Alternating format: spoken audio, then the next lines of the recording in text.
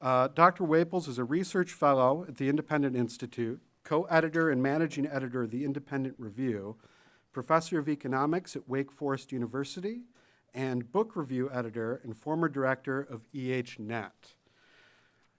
I first came upon this book when it was shipped to the Acton Institute. We get all sorts of review copies for books, and I was intrigued by it, had it on my desk, and I was thrilled when I got asked by our communications department to interview Dr. Whaples for our podcast. If you haven't checked that out, please do. There's also a great book review of this book on the blog. In preparing for that, I took this book with me to a family reunion. I figured there'd be some downtime where I'd be able to get the reading done. And I was sitting there at a table, had the book open, and my 95-year-old grandfather came up and he saw this picture of Pope Francis on the title. And he saw the title. And he points to the book and the picture of Pope Francis and he says, "What do you think about that guy?" And I thought long and hard, and I remembered a quote from Lord Acton, which is that common report and outward seemings are poor substitutes for the truth. And I had seen and heard a flurry of newspaper reports and that sort of thing, but I always felt that I lacked the context to really evaluate where he's coming from. Pope Francis makes news, and he makes headlines. And this book is an important contribution to understanding Pope Francis in areas of agreement or disagreement we may have. And with that, I would like to introduce Dr. Whaples, and I'll look forward to his talk and give him a warm welcome. Thank you.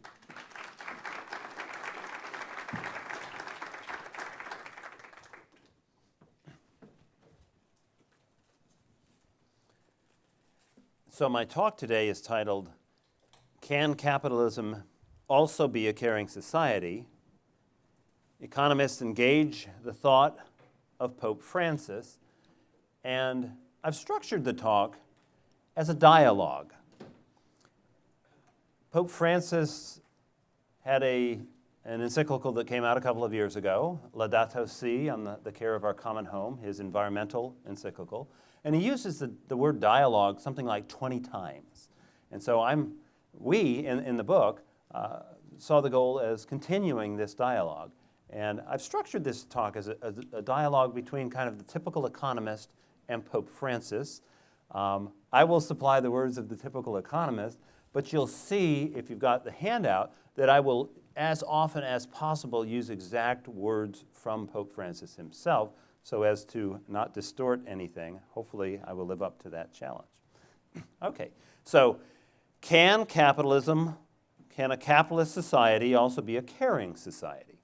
Let's begin with defining capitalism.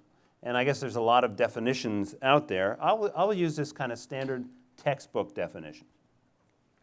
It's a socioeconomic system in which the resources, like the land, the labor, the physical capital, are owned and operated, traded for the purpose of generating profits or other gains by private individuals. So the private individuals are the ones owning the resources, acting either singly or jointly.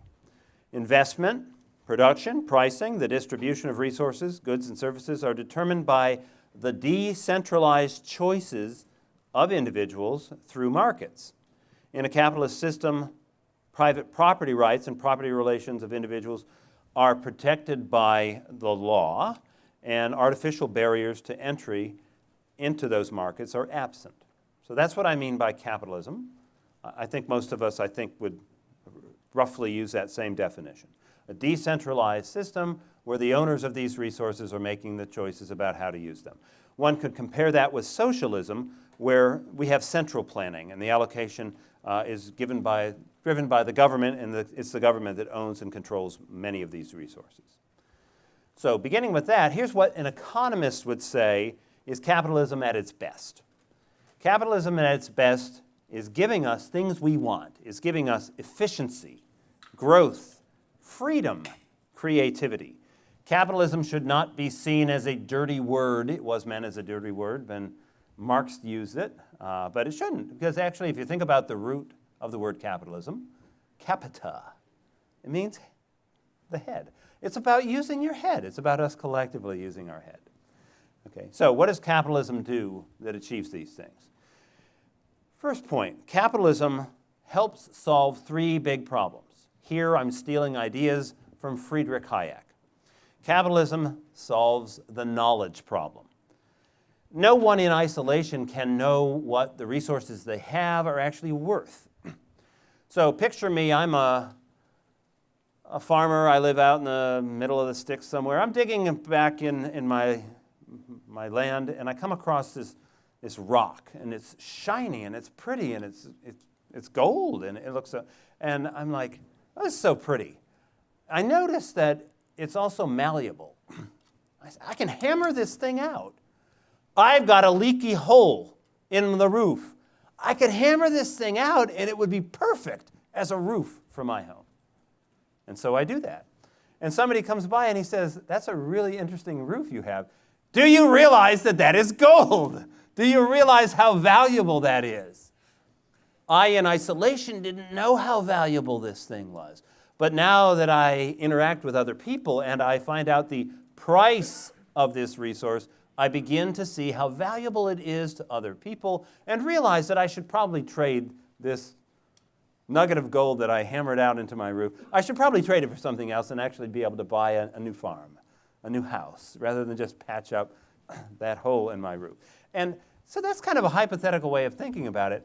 But in fact, I learned recently that the first big gold strike in the United States was in North Carolina, where I'm from. And a farmer's son found this piece of gold. They used it as a doorstop for several years until somebody came along and offered to buy it from them. Okay? So in isolation, you don't know what your resources are going to be worth. The knowledge problem. The second problem is the incentive problem. We have resources. What's to get us to use those resources wisely rather than to waste them? Right? If we own those resources, we have a much bigger incentive to use them wisely because we get the gains from them. If nobody owns them or we own them collectively, nobody really has that incentive to use those resources in their highest valued use. And then there's the learning problem. I set up a business to use my resources. I don't do so well. My bottom line is it's in the red. Profits and losses are powerful signals to people to tell them you're using these resources in ways that society values or not. If I'm earning a profit, other people will see how I'm earning the profit, and they'll start copying off me, and they'll learn ways to use their resources wisely. If I'm earning a loss, I go, boy, I better think about something else. I better think about better ways to use these. Maybe I should copy some other people who are using them more wisely. You take those three things together.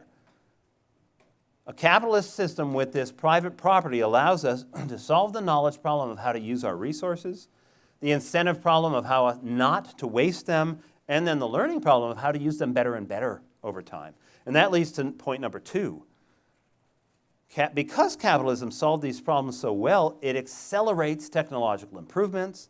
It eliminates absolute poverty. It generates rising standards of living. Life expectancy goes up. Education levels, leisure time, they all get better. The rich get richer, and the poor get richer. And capitalism can solve all of these problems without coercion. It increases freedom. It's less violent than a lot of the alternatives. It promotes cooperation and the harmony of interest. There's a harmony of interest within a firm, for example, but also across a supply chain. There's a harmony of interest between the buyers and the sellers. They're both gaining from that. Capitalism is actually a very democratic mechanism in the sense that it diffuses power rather than concentrating it in a few hands as a centralized economy would do. Now, sometimes we don't think of it that way. We think big businesses, they have all this power, but they only have power if they offer products that we want to buy. Okay? And so there's all these innovations that occur. There's inventors, there's entrepreneurs who come up with great ideas. Almost all of those gains are passed along to the consumers in what economists call consumer surplus. The economist William Nordhaus did a little study on this a few years ago and estimated that about 97.8% of the gains from innovation get passed along to consumers, and the entrepreneurs get to keep the rest, which can make some of them billionaires. But that's the tip of the iceberg. Okay. The fifth thing that capitalism does is unleash creativity. Now, we celebrate creativity in the arts, literature, science, even sports, but capitalism means creativity too. Think, for example, about the poster boy for recent creative capitalism, Steve Jobs. Right? What if he had been born and lived in his father's home country? His father was from Syria. Would he have been able to do all those creative things in the socialistic Syrian economy in comparison to what he did here in the capitalist American economy? Okay? So this unleashes creativity, and Joseph Schumpeter, who was one of the leading economists of the 20th century, said we need to think of these entrepreneurs who are behind capitalism as the Carusos, like Enrique Caruso, the great operatic tenor. They're the same thing. They're creative artists, just like he is. Okay, now it's time for Pope Francis to reply to the economist who's been laying out the best case for capitalism. I think he would say, let's not mistake capitalism's purpose or overstate its virtues or ignore its problems. Now, Pope Francis thinks of capitalism this way, business this way. He says, business is a noble vocation, directed to producing wealth and improving our world. It can be a fruitful source of prosperity for the areas in which it operates, especially if it sees the creation of jobs as an essential part of its service to the common good. The broader objective of helping the poor should always be to allow them a dignified life through work. So those business people, those capitalists, really need to realize that the most important thing they do, as Francis sees it, is create jobs for people who then can lift themselves out of poverty through those. Okay. Now, to the points that the Economist made. True, Francis would say, capitalism incentivizes people to reduce costs, to improve efficiency.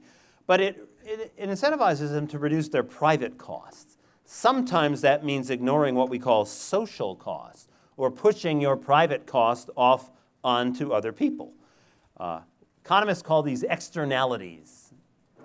Pollution would be a classic case. I can lower my costs by doing things in a dirty way, and then everybody else has to bear the cost breathing in the soot that I send out through my smokestack. Capitalism also pushes off these social costs onto other people through a problem economists would call the common pool resource problem. Think about fishing. If you own the pond, okay, good. It's going to work quite well. You'll stock your pond, you'll feed your fish, you'll harvest your fish. But what if the fish are swimming out in the middle of the ocean where nobody owns them? What capitalism is going to do is incentivize people to keep coming up with better ways of fishing. If I can catch those fish better than the other guy, and before the other guy I will, and pretty soon there won't be too many fish left. Okay? So Pope Francis says this in Laudato Si. The environment is one of those goods that cannot be adequately safeguarded or promoted by market forces. Businesses profit by calculating and paying only a fraction of the costs involved. Economic costs must be fully borne by those who incur them. Second, I think Francis would say, because the capitalist economies are so productive, the external damages rise as output rises. Right? More cars means more stuff coming out the tailpipe. And if you solve that, it still means more carbon dioxide burned and more greenhouse gases. As I said before, the capitalist economies have this unslakable thirst for those common pool resources. You learn how to fish better and better, and pretty soon there's not very many fish left. The economy, Pope Francis says in Laudato Si, accepts every advance in technology with a view to profit, without concern for the potentially negative impacts on human beings. Third point Francis would make. Capitalism is producing more than the earth can sustain. We are using up our resources and leaving too few for the future. He says this, we all know that it's not possible to sustain the present level of consumption in developed countries like ours and the wealthier sectors of society, where the habit of wasting and discarding has reached unprecedented levels. The earth, and this is probably the most famous line from Laudato Si, the earth, our home, is beginning to look more and more like an immense pile of filth. Fourth point I think Francis makes. Even if excess production doesn't mean that we damage the environment, it means that many people simply have too much for their own good. The market, he says, tends to promote extreme consumerism. People can easily get caught up in the whirlwind of needless buying and selling. Possessions are so, what word comes to mind? Dangerous is what Francis says. Possessions are so dangerous. They lead you immediately to vanity. You believe you're important. When you believe you're important, your head swells and you become lost. I think he would cite Proverbs. Proverbs 30, verses 8 and 9, which says, "Give me neither poverty nor riches. Provide me only with the food that I need, lest being full I deny thee, saying, Who is the Lord? Or, being in poverty, I steal and profane the name of my God. Neither poverty nor riches." And then Francis would say, "The time has come to accept decreased growth in some parts of the world, to encourage more sober lifestyles. It's a matter of redefining our notion of progress." Next, Francis would say, capitalism generates high levels of economic inequality. We should be suspicious of claims that things are getting better for the poor. But even if the poor did get richer along with the rich, wealth and income gaps are opening up. The rich are flaunting their wealth and marginalizing those at the bottom.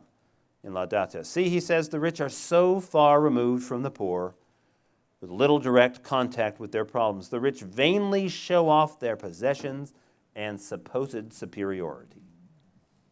Point 6, capitalism feeds on envy. That's one of the cardinal sins. Think of all those advertisements that celebrate consumers outdoing their neighbors. Just got a new car, it looks better than yours, doesn't it?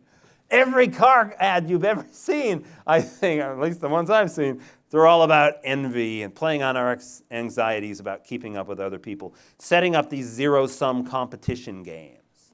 They make envy the norm. Point number 7 of Francis. Capitalism lures people into focusing on crass material things and on frenetic activity, rather than on the important things, especially on spiritual matters and personal relationships. You know, capitalism often panders to our worst nature. And what sells in advertisements? Sex sells. Think about the horrible extremes to which capitalism goes. Pornography, abortion. Pornographers are capitalists. Abortionists are capitalists. Now, Francis might also point to the fact that as countries get richer, they do pay less attention to God. Look at the first of the series of numbers that I have here on the third page of your handout, if you have that. This is data from a Pew Research Center study. They asked people in countries around the world, is religion very important in your life? And we've got the percentage of people saying religion is very important in their life, plotted out against the income per capita in those countries. And it's obvious from a distance, from across the room. You can see the negative correlation there. In poorer countries, people say religion is important in their lives. As countries get richer, fewer and fewer people do that. The United States is an extreme outlier where still a majority of people say religion is very important, but the trend is pretty clear when you look around the world that that's what's happening. Okay, point number 8 that Francis would make. Come on, number 8. There we go. Capitalism. Oh, I'm still not done with 7. Here's a good quote from Francis. He says, how can we listen to the words of love, the words of love from God, amidst the constant noise and interminable, nerve-wracking distractions. In a capitalist world, throws a lot of those distractions in our way. Point number 8, capitalism overemphasizes the individual to the detriment of society. It erodes social capital and communal bonds. We become parts of just a commodity chain instead of caring about each other as individuals. He says the emphasis on success and self-reliance does not appear to favor an investment in efforts to help the slow, the weak, and the less talented find opportunities in life. Point number 9 from Francis. Capitalism tends to put a price tag on everything. Think about somebody, they ask, how much is so-and-so worth? Oh, that DeVos family, how much are they worth? I gave a version of this talk at a conference, and sitting next to me at lunch one day was Pete Coors. Pete Coors, how much is that guy? How many zeros are behind that guy's name? How many zeros are behind a minimum wage worker's name? We tend to do that, to think of how much net worth as the worth of a person. Okay? So Francis would point out that this putting a price tag on everything means that nothing is sacred. And there's a lot of things that should never be priced, never be bought or sold. Point number 10 of Francis. Workers and the poor are often exploited under capitalism. They don't get their fair share. Employers often view them as mere objects. New technology is destroying jobs, even though we are created with a vocation for work. Work is a necessity, a part of the meaning of life on this world, the Catholic Church teaches. Jesus worked with his hands in daily contact with the matter created by God, and the poor and the workers can get exploited under capitalism. Point number 11 of Francis. Capitalism is plagued by booms and busts. I don't think I need to amplify on that one too much. And point number 12, capitalism is plagued by cronyism and rent-seeking, business capturing the state to do its own bidding. Okay, so we had the Economist lay out the best-case scenario for capitalism, and the Pope has come back and pointed out some pretty prickly issues. What would the Economist say back? Because this is a dialogue. I think the Economist replies to say, let's not mischaracterize capitalism, overstate its problems, or ignore its real achievements. And so the last point of Francis was capitalism is plagued by cronyism. And I think the Economist would say, that's not real capitalism. And that's not the kind of capitalism I want to defend. That's the kind of capitalism you see practiced in some countries. Argentina would be a case in point. And Acton's own Sam Gregg has a chapter in our book all about the Pope's Argentine roots and how that affects his vision of capitalism. But that's not true capitalism. That's the state and getting the power, and that's tending toward socialism, even though there's still people owning some things. So let's return back to a true capitalism where there are not government laws keeping new competitors out. So the Economist would say some of the Pope's points have misstated things that are going on in the environment. Economists agree that those who benefit from pollution should bear the full cost. But you know who benefits from pollution? I do. I'm benefiting from pollution right now. I'm in a room with lights and nice cool air conditioning. And that's being generated by your local utility company. We together are generating that pollution. So we together need to bear the cost if there's pollution being created. And so economists favor, if there's damages being caused by this, put a tax equal to the damages in place to make the polluters bear that cost. Capitalism, though, actually mitigates most of our environmental problems. And you can see this because private property is at the center of capitalism. And once you own private property, you have an incentive to husband it, to use it wisely, not to waste it. If you waste it now, it won't be there for you in the future. And so you want a case in point of where there's really bad environmental problems? Go to the sheet we were looking at before, and down at the bottom, is a picture from the air of the island of Hispaniola. On the left, you can see Haiti. On the right, you can see the Dominican Republic. There's the border. On the left, it looks brown. On the right, it looks green. That's not an accident. Property rights are very poorly defined and protected in Haiti. There's a government that basically has been running things, and cronyism, and people realize when they have some land that at any point somebody from the government or their friends can come along and grab stuff off my land. There's nothing I can do about it. They're going to come cut my trees down. And they have come and cut trees. And so I might as well cut them down before they get a chance to. And pretty soon, it's denuded, and you have this erosion and runoff. But on the other side of the line, you can see there are the trees, because I own the land and I care about making it productive well into the future. I'm not going to cut them all down. Okay? So capitalism, with its incentives, allows us to improve the environment. Because of this long-termism, we're not actually running out of resources. Even though we use them up, we keep finding them more rapidly.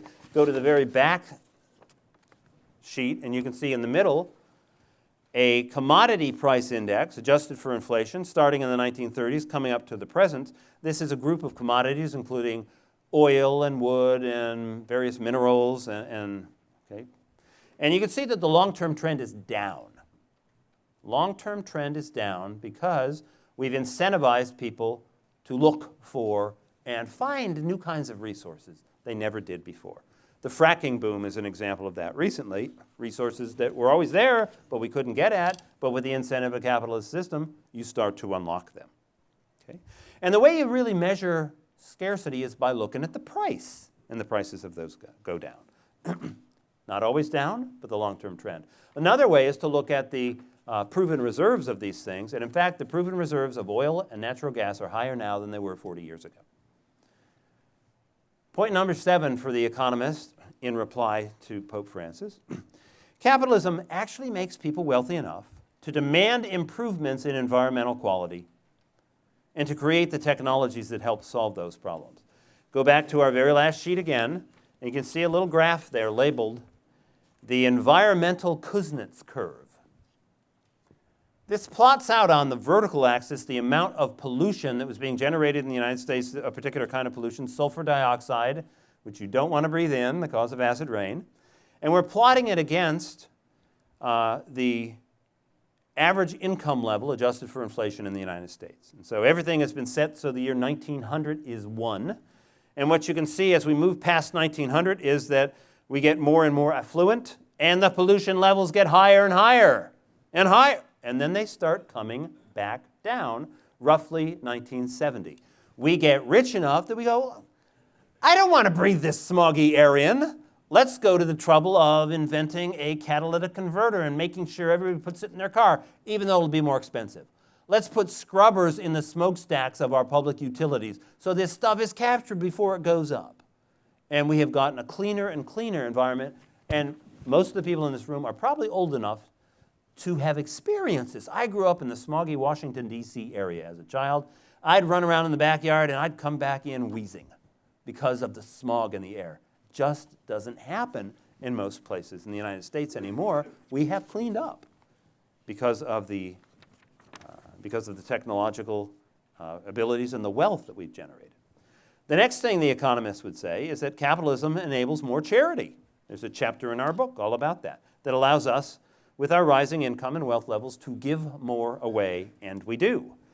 Point number 9, capitalism incentivizes people to actually be more virtuous and serve one another, at least in some important settings. Imagine you're just a surly kind of son of a, and you open up a business. What happens if you act surly and nasty to your customers? Not a good business strategy. You you treat your customer a little nicer, and it rubs off on you eventually. You turn into a nicer person as you acted nice. You start to have an incentive to be virtuous. It changes the person. It can. Point number 10, the economists would say, is that workers actually rarely get exploited under capitalism. The reason is that they're mobile. They have multiple job opportunities. If they're not, it's very easy for them to get exploited. But in fact, they've right, their boss has to pay them at least as much as the next boss is going to pay, and they have other opportunities. Related to that, point number 12 is that if you actually measure inequality and absolute poverty around the globe, they have been falling a lot recently. We can see this on our last set of numbers on the back. It's some numbers from the World Bank, and they measure absolute poverty as people who are living on less than $1.90 a day. Imagine living on less than $2 a day. Back in 1990, you can see that there were about 1.8 billion people around the world living on less than $1.90 a day. But in their most recent number, that's down to about 800 million. 1 billion people lifted out of absolute poverty during that period. Where? In the very countries that have moved toward a market economy. China, for example. India, for example. And so the percentage of people living in absolute poverty has been going down and down as more countries have adopted those tricks, those lessons from countries like the United States. But not only that, inequality is going down. We think about inequality going up largely because it has gone up in this country. The poor are getting richer a little slower, and the rich are getting richer a lot faster, and so the gaps are opening up. But around the world, when you use the standard measure of inequality, the Gini coefficient, that has been coming down in recent decades, largely because people in the really poor countries are catching up toward the middle. Right? So our global inequality has gone down as this market system has spread. Okay. So that's what the economists would say back to Francis, but we're going to give some final thoughts from Pope Francis here as well. So I think he's going to close by saying, there can be no ecology without an adequate anthropology. I think we could also fill in the blank, there can be no economy without an adequate anthropology. Ecology and economy come from the same root word, oikos, meaning the household in Greek. Okay? So Francis would say we need to have an adequate anthropology, thinking about what people are all about. When the human person is considered to be simply one of, among many others, the product of some chance or physical determinism, then we sell ourselves, then our overall sense of responsibility starts to wane, he says. This paradigm of man as just another creature leads people to believe that they're free as long as they have the supposed freedom to consume. Imagine if that's what you thought freedom was about. Freedom to consume. And some people do. But he points out purchasing is always a moral and not simply an economic act. There's also the fact, Francis says, quoting again from Laudato Si, that people no longer seem to believe in a happy future. There's a growing awareness that scientific and technological progress cannot be equated with the progress of humanity. The accumulation of constant novelties exalts a superficiality. It becomes difficult to pause and recover the depth in life. So let us refuse to resign ourselves to this and continue to wonder about the purpose and the meaning of life. We need to slow down and look at reality in a different way. A constant flood of new consumer goods can baffle the heart, and I think it does, can baffle the heart and prevent us from cherishing each thing in each moment. It's a return to the capacity to be happy with only a little, which allows us to stop and appreciate small things. And finally, Francis would say, many people know that our current progress, the mere amassing of things and pleasures, are not enough to give meaning and joy to the human heart. Yet they feel unable to give up what the market sets before them. And it sets a lot before us. And many of us just can't walk away from its lures. The emptier a person's heart is, the more he or she needs to buy things, to own, to consume. Many things need to change, Francis says, but it is we humans, above all, who need to change. So that is my dialogue between economists and Pope Francis, and I think we both can learn a lot from each other. Thank you.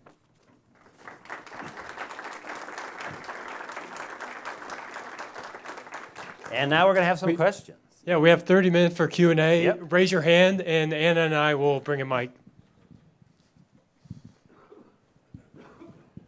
What does he say we're supposed to do with all this stuff we've accumulated? And so that's a very good question. What would you do? You know, I've got this attic in my house, and I'm afraid it's going to collapse the whole house. There's so much stuff in the attic, you know? And so what should we do? If you've got the willpower, you could give it away. It could make you better off. I've got a little graph in my introductory chapter comparing the standard economist view of how much utility a person gets in comparison to their income, and what Francis's view would be. And every economics, intermediate microeconomics textbook I know begins basically with this statement that we're going to assume that more is better. And Francis simply says, no, it's not. So the graph for the economist just keeps going up, but for Pope Francis, it peaks and goes down. Once you have too much, it can be bad for you. It can baffle your heart. It can lead you away. And so what can you do? You can share your wealth with others.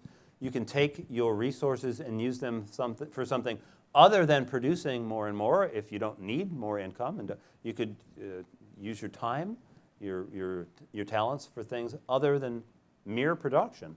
Does that make sense?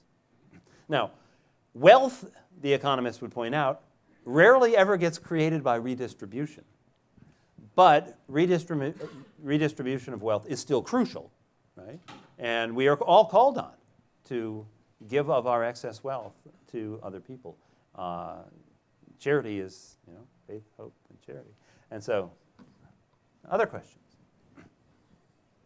Yes. Thank you so much for your... Over here. Where am I? Ah, good. I've got lights, so yeah. So Pope Francis makes some good points. Uh-huh. One answer I would say would be socialism is fed on pride. Mm-hmm. Pride is often considered the main or most egregious sin. It's the one that made Satan fall, yeah. Right. Yeah. It also seems that there's a little bit, I agree with the statement about anthropology, but the problem is that the main offender in the last 100 and some years has been the communistic, socialistic governments who have redefined people as being utilitarian to their government only, or to the revolution. New Soviet man, we are going to remake you, yes. That was not capitalism. Yep. Yep. So I'm wondering if part of the call that this dialogue could lead to, because I see it happening a little bit on both sides, is, you know, our founders were very clear that we needed a healthy love for God if we were going to have a successful democracy. And I believe they were right. Could it be more that we're failing to discern? My question would be, is it a problem of discerning what that is occurring in the new technologies and the new ways of dealing with each other, that we're failing to recognize what the importance is of our love and respect for God? And that's causing problem on capital side and totally aggravating Venezuela, for instance. Yep. And so I think you are fundamentally correct in what you have said. And I think the church has taught that socialism out and out is totally unacceptable. Communism, totally unacceptable, especially because communism per se is also atheistic. But the social encyclicals have condemned socialism per se. They have criticized capitalism, but maybe have condemned certain types of capitalism, but have not condemned, I think, the capitalism as I would have been defining it, as the economists would have been defining it here. And so it's interesting. Go back to that table we had with the numbers on the percent of people who say that religion is very important. And so I did some statistical analysis on these numbers. And there's 50 different countries from which we have this data. And if you put in the income levels in the countries, you would find that for a country like the United States, if we had the average world income instead of approximately the highest world's income, that decreases our percent of people saying that religion is important in their life by 13 percentage points. Now, that's not necessarily causative, but assume for a moment that it is. That our wealth has cut the percentage of people saying that religion is important in their life by 13 percentage points. In my regression, I also included a variable for how many years your country has been under communism. And I found that for each year you were under communism, your percent who said that religion is important drops by a little bit more than 0.4%. So 30 years under communism will wipe out as much percentage of people saying religion is important to them as the wealth that we have had would. And of course, China, Russia, under communism for a lot longer than 30 years, which explains why some of those countries are so far down, right? And so communism, very, very, very bad. Capitalism, potentially good. More of a mixed bag. Yeah. Other questions? These are great questions. Has Francis ever commented on socialism as he sees it and the preferred parts of that? Yeah, I am not familiar with everything that Francis has said, and so I haven't seen him comment on socialism per se. There's a big new encyclical coming out today or something for the first time where it's going to be on the financial sector and business, and so I'm looking forward to reading what that, it may have already come out since Rome's time is a little ahead of ours. I haven't had a chance, obviously, to look through what that encyclical said. But the church in earlier encyclicals has condemned socialism. I don't know about Francis. Yeah. Other questions? Oh, there we go. I should remember, and somebody in this audience will probably remind me, but somebody who, the person I can't remember, said all this concentration and involvement with secular humanism and its and how it evidences itself throughout all our institutions is the wrong question. And he said, I think we need to concentrate on truth only. Study the truth and forget about the enmity that's elsewhere. My question is a comment that I would invite you to make, and that is, it seems that our movement as a society, not only in the United States, but throughout the world, of focusing on the relativity of morality, which means your truth is not my truth, is where we should be focusing on in terms of remedies for what we all see and feel around us. I'll give one little example if you're familiar with it. If we look at all the current news about, whether they call it fake or not, about the institution of the Justice Department, all we need to do, for instance, is get a book, and I'm not saying I endorse it, that says The Strange Death of Vince Foster. And I recently pulled it out of my library and reread it. It is almost verbatim what we hear in the commentary, whether it's Hannity or CNN. So if you could comment on that, I'd appreciate it. And so I fundamentally agree with your point that we need to begin with what is the truth. And of course, the truth with a capital T is the Trinity, right? And so, yeah, if we start there, we're not given a complete roadmap to every minute decision we need to make in our life, but instead we're given a broader framework of what we need to do in the teachings of the church and in the scriptures, right? And so how we establish our economic relationships is what one would call a set of prudential judgments. And there's a lot of leeway. There's a lot of different ways to do it right. There's a lot of different ways to do it wrong. And one size will not fit all. What's best for one particular group and one particular time will not necessarily be best for another. We are called to kind of fill in creation as part of that, as part of our lives.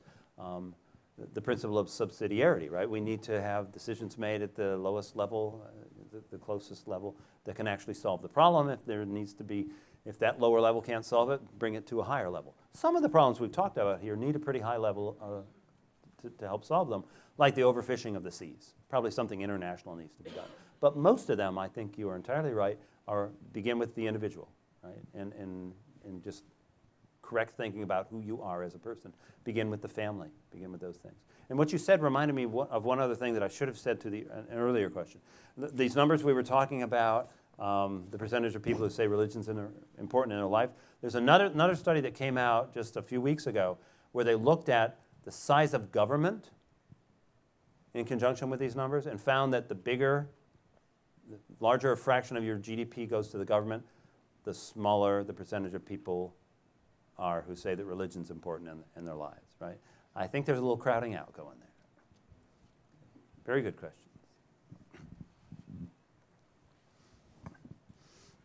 You talk about true capitalism, and I'm getting back to the statement here, crony capitalism isn't true capitalism.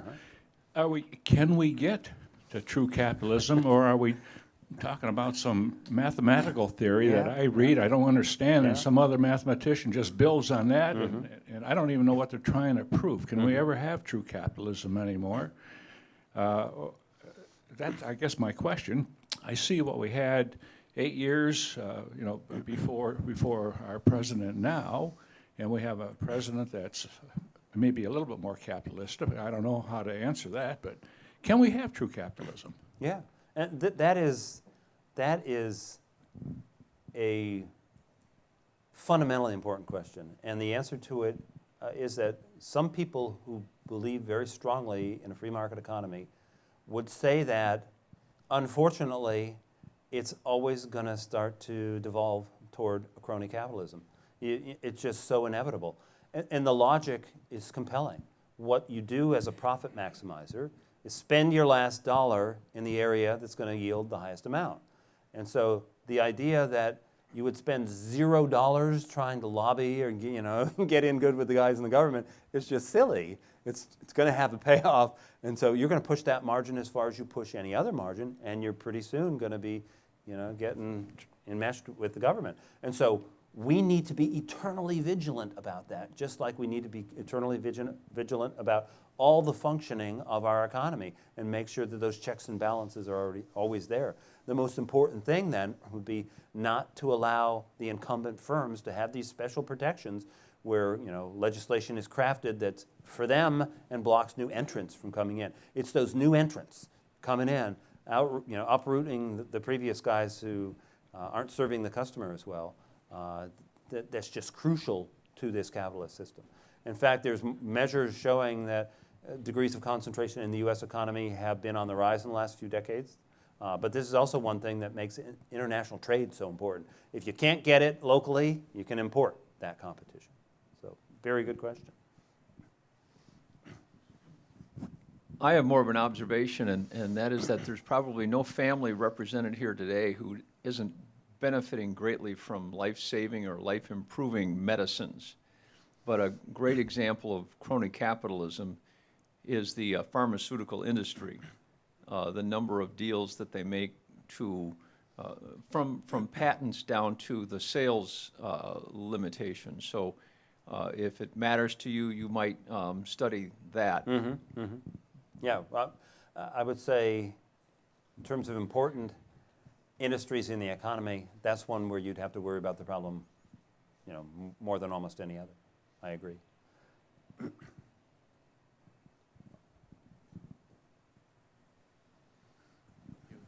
First of all, thank you so much for the handout. Oftentimes I find myself feverishly taking notes that I'm unable to read the next day, and this was very good, thank you. I have a sort of an observation myself. During your dialogue, I thought of something that Ayn Rand said many years ago, and someone can correct me if it's not from her, and I'm going to paraphrase it badly, but it's the it's the conservatives' job to stand against the progression of the progressives. And it's the progressives' job to pull the conservatives forward. And considering what's happening in Washington today with the divisions, seems to me that we do need each other, and we need both sides to do that to each other. And I don't know if that's too simplistic, but your dialogue reminded me of exactly that. Okay, very good.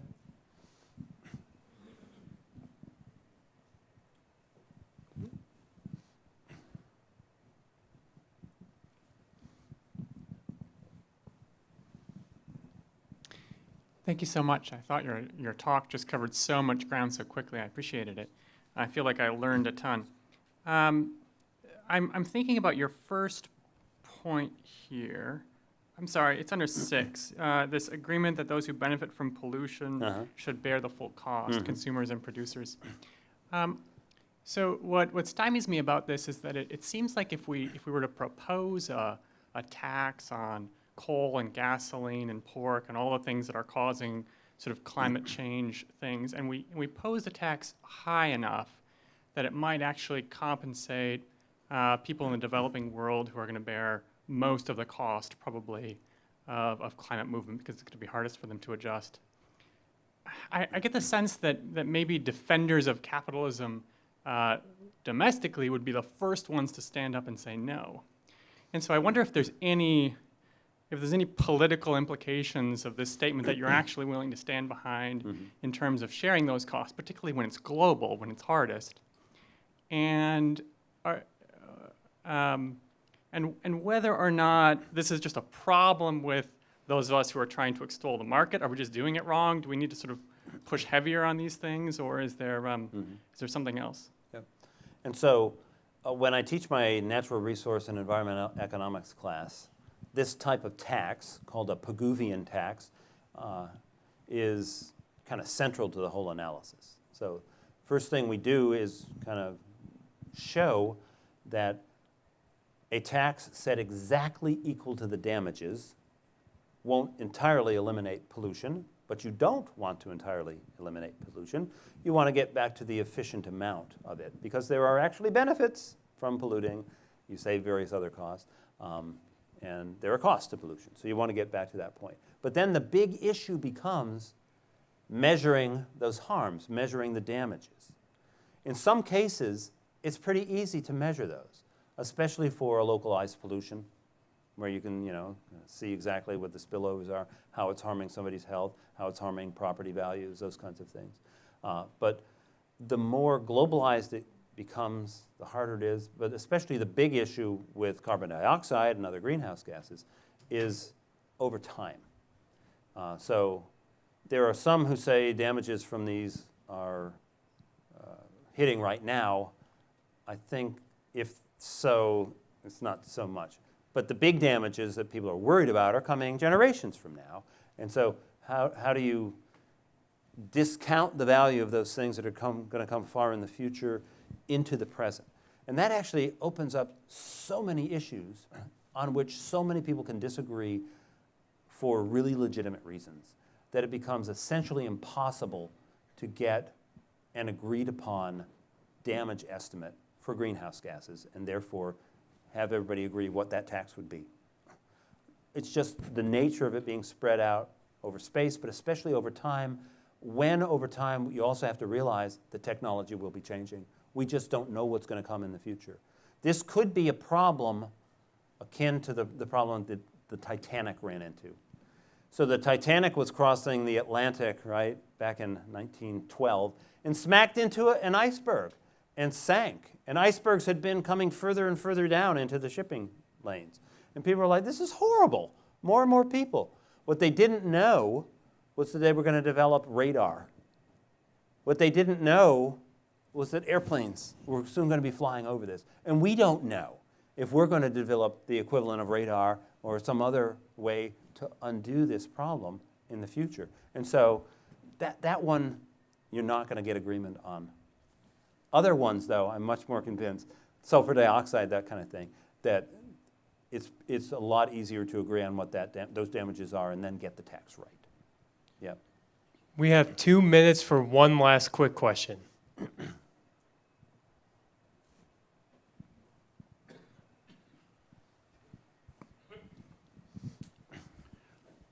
The Pope has brought the argument to your front door.